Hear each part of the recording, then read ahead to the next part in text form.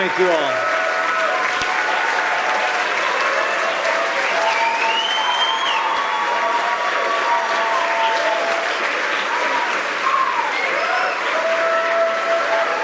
Thank you for that wonderful warm welcome. And thank you to my friend, Frank Donatelli, for that overly generous introduction. But Frank knows me well enough to know the introduction I prefer is just a little bit shorter. I'm a Christian, a conservative, and a Republican, in that order.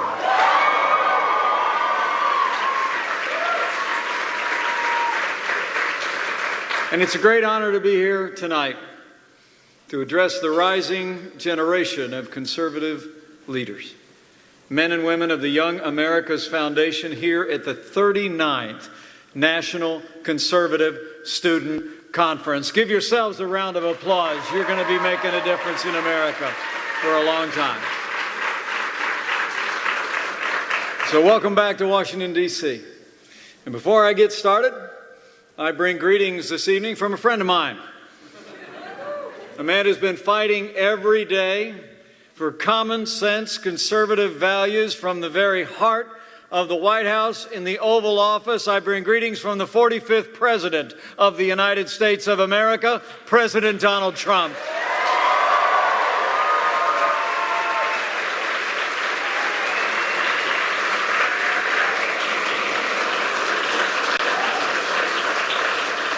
You know, thanks to the support of so many young conservatives like all of you here today, all across this country, last November, President Trump won a historic victory.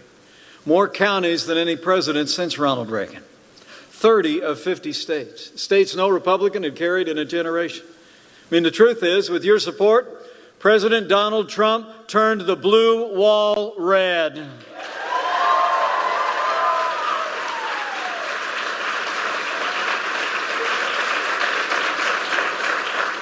And I came here tonight just to pay a debt of gratitude to all of you who helped elect a president who's fighting every day for the values and the ideals that unite us, and fighting every day to keep the promises that he made to the American people. And you know, for my part, it's a privilege to be back at the Young America's Foundation. I've worked hand in hand with YAF going back more than 15 years. Not from when that picture was taken, but when I first arrived in Congress in 2001. In 2005, my family had the great privilege to visit the Reagan Ranch, where YAF has wonderfully preserved the wisdom and legacy of my second favorite president of the United States, President Ronald Reagan.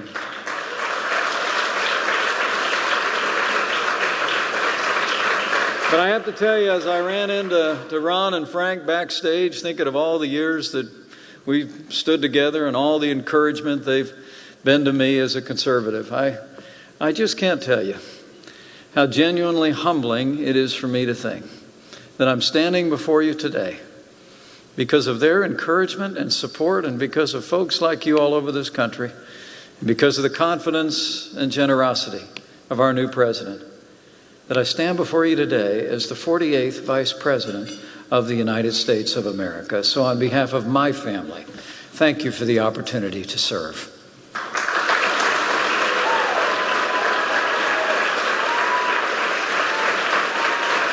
You know, it's remarkable to think about the Young America's Foundation's history and contributions, not just to my small life, but to the conservative movement itself and to this entire country. Since its founding in 1960, YAF has been a bulwark of American greatness. You fight for the truths of the Declaration of Independence and the Constitution. You fight for those timeless principles of individual freedom, a strong national defense, free enterprise, and traditional moral values.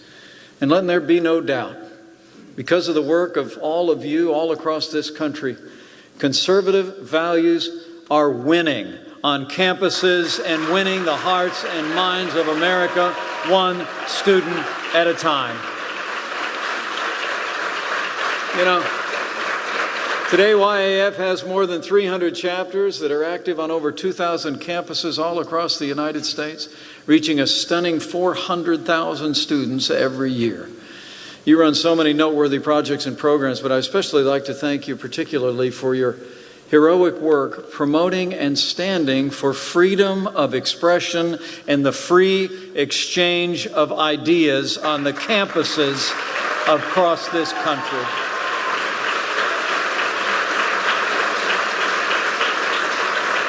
You know, as I said in an address I gave at the University of Notre Dame just a few months ago, we live in a time when free speech and civility are waning on campuses across America. But YAF is committed to change that, and you're making a great difference. You've been speaking out against speech codes, safe spaces, political correctness. You fight to defend conservative speakers and students who want nothing more than to exercise their First Amendment right to the freedom of speech. And so tonight, I just want to say thank you. Thank you to the young men and women of Young America's Foundation for your strong stand for our freedoms. And thank you for all you do day in and day out to bring the conservative message to the public square. And I can promise you, as you labor, and I see it every day, the Young America's Foundation finally has a friend back in the Oval Office in the White House.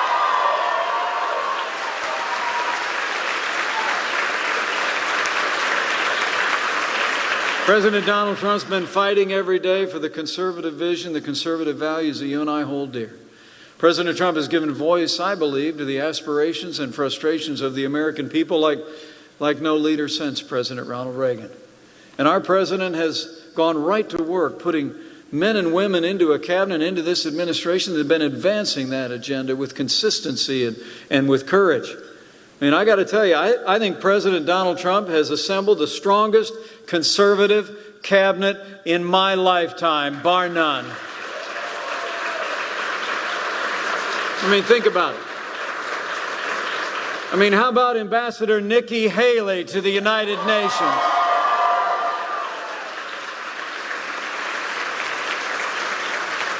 How about Dr. Ben Carson at Housing and Urban Development? In fact, I know you're going to hear from Dr. Carson tonight, and he's just an incredible member of this cabinet, right along with others like Secretary of Defense Jim Mad Dog Mattis.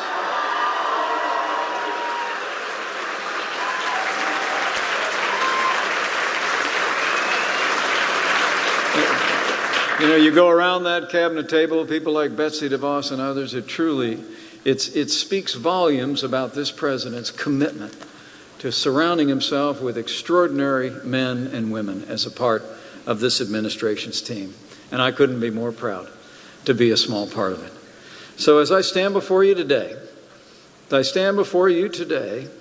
I'm deeply humbled to be able to report to you that not just in assembling this team, but since day one of this administration, this president has been putting conservative principles into practice to strengthen America at home and abroad so that your generation can live in a country that is prosperous, safe, and free, and is built on the highest ideals of the American experience.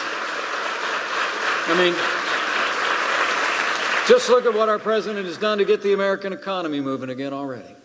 President Trump, I'm pleased to report, has actually signed more laws cutting through federal red tape than any president in American history.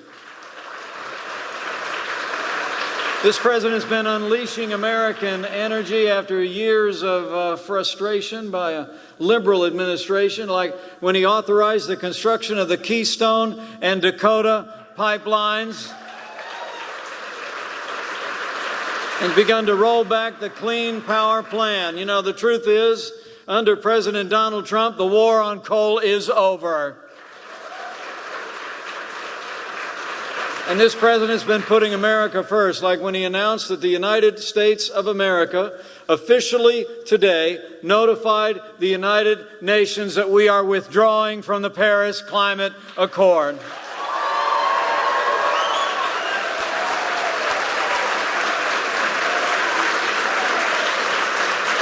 In a word, President Trump has been keeping his promise to make America prosperous again. And just this morning, the news came in. Did you hear about it?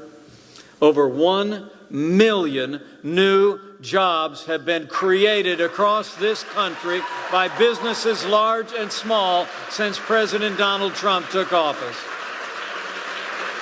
More Americans working than ever before, and unemployment hasn't been this low in 16 years. And as the President tweeted this morning, we have only just begun.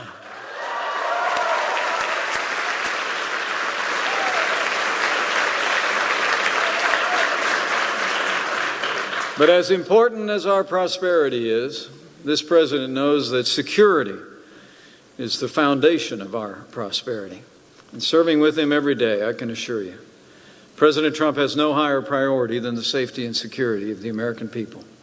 Our President has traveled across the wider world, reaffirming our historic alliances, challenging all who cherish freedom to step up and confront the forces that threaten our way of life. President Trump, I'm pleased to report, once again, we have a president who stands without apology on the world stage as leader of the free world.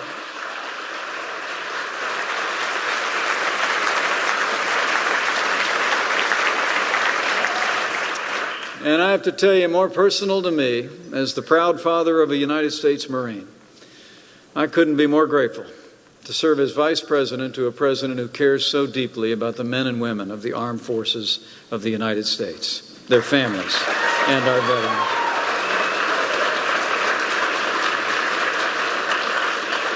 You know, the United States of America simply has the finest armed forces in the history of the world. The men and women who wear the uniform of this country are the best of your generation, and I'm inspired whenever I'm among them. Today, at Dover Air Force Base, two heroes of this generation came home. Sergeant Jonathan Hunter and Specialist Christopher Harris of the 82nd Airborne. These two heroes fell defending our freedom in Afghanistan this week. We honor their service and their sacrifice. Their names will be enshrined in the hearts of a grateful nation, and their families and their loved ones will remain in our prayers. For no greater love has a man than this, that he should lay down his life for his friends. These two men were heroes. We honor them tonight by standing with all those who at this very hour stand a far distant post on the ramparts of freedom. God bless them all.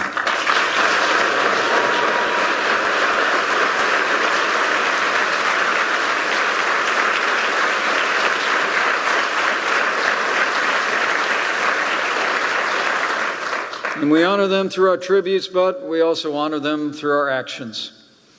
And I'll make you a promise. President Donald Trump is going to be the best friend the armed forces of the United States will have ever had in the White House. I mean, think about it. Our president has already signed the largest increase in military spending in nearly 10 years. And he's called on the Congress to pass one of the biggest investments in our defense spending since the days of the Cold War. And under President Donald Trump, I'll make you a promise. We're going to rebuild our military. We're going to restore the arsenal of democracy. And we are once again going to give our soldiers, sailors, airmen, Marines, and Coast Guard the resources and training they need to accomplish their mission and come home safe.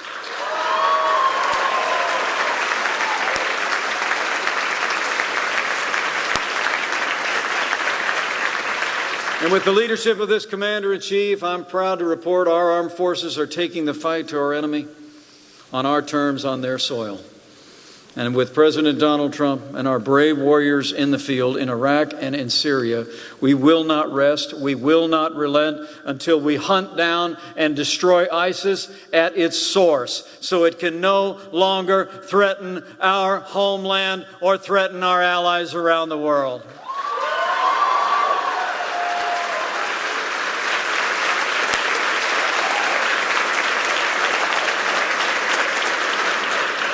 And when it comes to security at home, our president's been busy as well, securing our borders, enforcing our laws, removing dangerous criminal illegal aliens from our streets, gang members, drug dealers, and violent criminal gangs like MS-13. And I'm pleased to report, under President Donald Trump's leadership and the efforts of our Homeland Security, illegal immigrant crossings on our southern border are down more than 60% since the first day of 2017.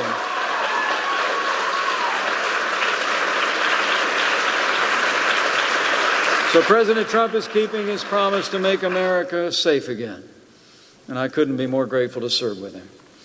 But frankly, let me say from my heart how meaningful it is for me to serve with a president who stands without apology for the sanctity of human life.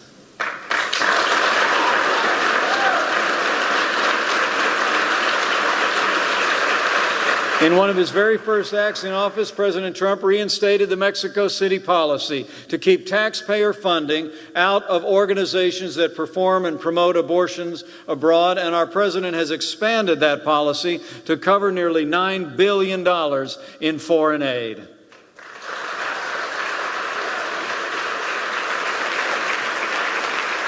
And President Trump has empowered states to withhold federal funding from abortion providers like Planned Parenthood. And I'm humbled to say at the President's direction, I was able to cast the tie-breaking vote in the Senate to allow states to defund Planned Parenthood.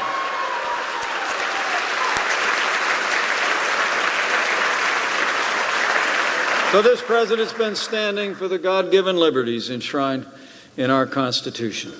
And he's been making sure that his appointments to the courts of this land will adhere to the Constitution as it's written, to strictly construe the Constitution. The men and women that we're putting forward to fill our federal benches are going to be people that uphold our highest traditions, like the newest member of the Supreme Court of the United States, Justice Neil Gorsuch.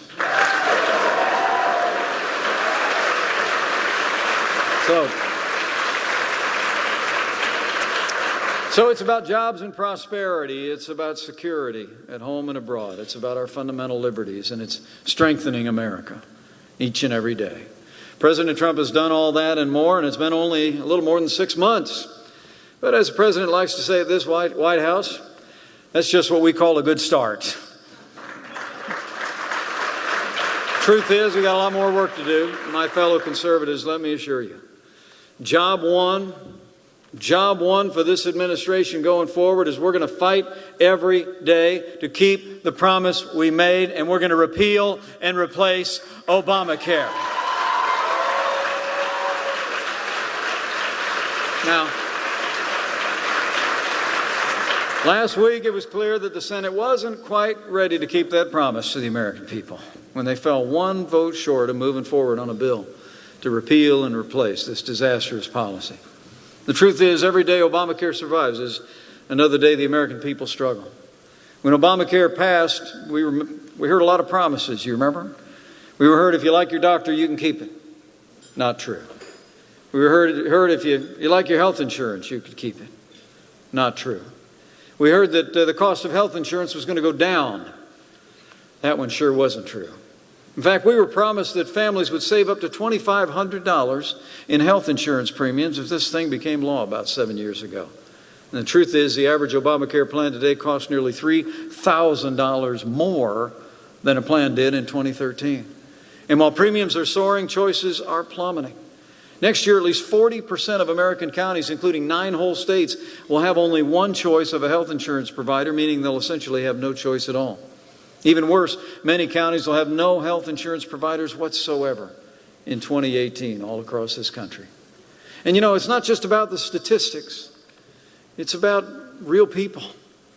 It's about small business owners, family farmers all across this country that are struggling to make ends meet. Behind every number is a name. Behind every name is a story. And I've heard these stories as I've traveled across this country. And so has the President.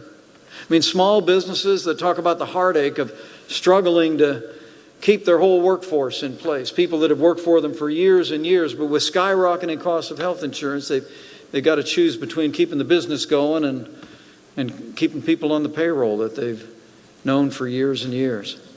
I've talked to working families. Literally, a woman in Wisconsin told me that she had to take a pass on paying her health insurance premium for 3 months just so she'd have enough money to buy Christmas presents for her grandkids. I mean, we all know the truth. America knows the truth. Obamacare has failed, and Obamacare must go.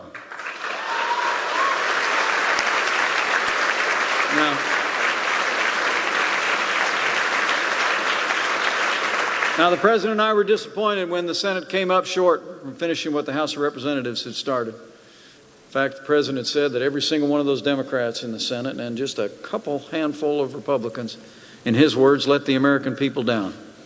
And that's the truth of it. But my fellow conservatives, let me be clear. This ain't over. This ain't over by a long shot. And President Trump are absolutely committed to keep our promise to the American people. We were not elected to save Obamacare. We were elected to repeal and replace it. And you can know with confidence that President Donald Trump and I are going to fight every day until we end the Obamacare nightmare once and for all.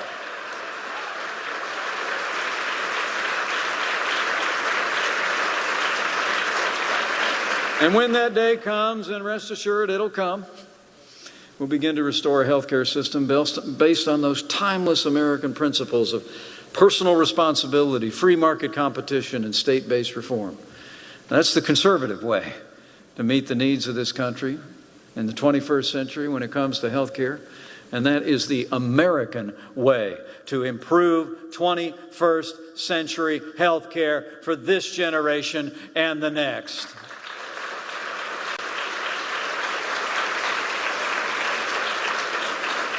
And while we're working with this Congress to act on health care, I'll make you another promise. President Donald Trump and I are going to roll our sleeves up, sit down with lawmakers, and we're going to pass the largest tax cut since the days of Ronald Reagan.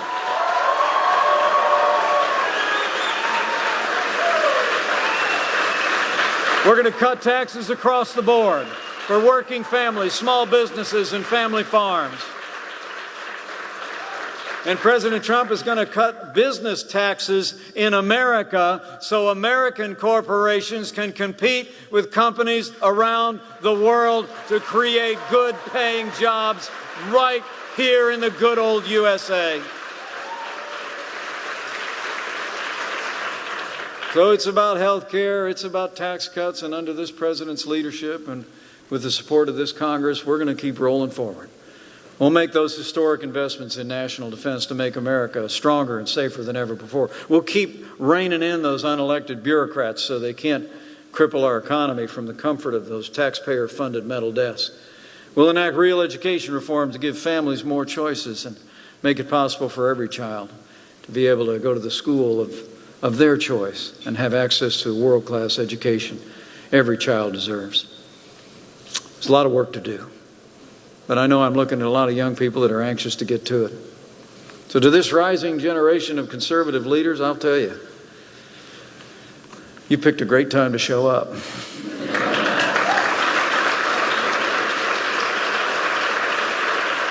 Because this is the moment. Now's the time. To finish what we started, though, the President and I are counting on all of you. I'm counting on this rising generation. We need your voices. We need your values. We need your energy and your vision as never before. As this rising generation of American leaders, you know that your future, the future of this country, depends on what we do in the days ahead. No one has more stake in it than you. You know, it was President Reagan who memorably said, "Freedom is never more than one generation away from extinction." This rings just as true today as it did a half a century ago when he said it. So I came here tonight really to encourage you to keep standing up. Keep speaking out. Let your voices be heard with your peers and your colleagues. Go out there and keep advocating without apology, with cheerfulness, the common sense conservative message that this country longs to hear. And from this day forward, the President and I are going to have to count on every ounce of your energy, your enthusiasm, your courage, your conviction, and your passion. And I know we'll have it. But there's one more thing I might ask of you if you're so inclined. You know, this is a very challenging time in the life of our nation.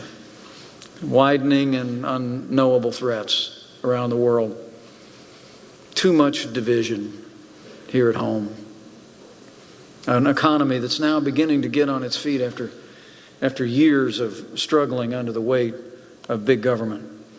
And I would just say, as you leave here from this great conference energized, hearing all these speakers that you've heard this week, and you go back to your homes and go back to your schools renewed in your determination to make a difference for conservative values, I'd encourage you, if you're inclined to bow the head and bend the knee, it'd be a good time to do that too. The truth is, it's a good time to pray for America, because America matters far beyond our shores. I mean, and when I tell you to pray for America, I'm not so much talking about an agenda or a party. We really just pray for this country. Abraham Lincoln, I thought, had it pretty right. He was asked in his time if he thought God was on his side, and he said, I rather concern myself more with whether we're on God's side than whether God is on our side. So just pray for this country. Pray for all who serve her in every capacity. Because I truly do believe those ancient words of millennia ago are as true today as they've ever been.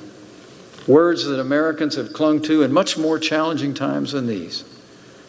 That if his people, who are called by his name, will humble themselves and pray, he'll hear from heaven. And he'll heal this land. This one nation, under God, indivisible, with liberty and justice for all.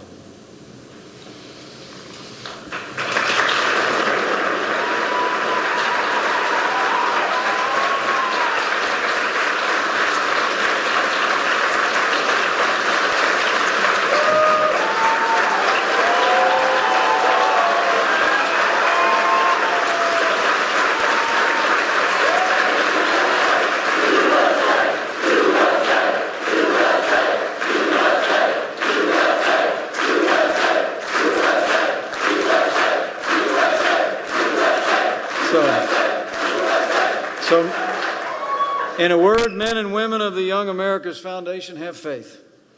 Have faith in the principles that you hold in your hearts that brought you to this place today. Have faith in each other and in your fellow conservatives, the ability to make a difference, as conservatives have ever since this movement was born.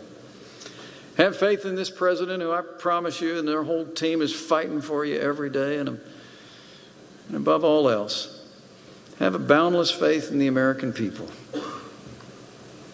and in him who placed this miracle of democracy on this wilderness shores, that he will still do as he's always done. He will bless America. And so I say to this rising generation, with your support, with the leadership that we have in President Donald Trump, and in our majorities in the House and Senate and all across this land, and with all of your shining faces, I'm confident, together, we will make America safe again. Together, we will make America prosperous again. And together, to borrow a phrase, we will make America great again. Thank you very much. God bless Young America's Foundation, and God bless the United States of America. It's great to be with you all.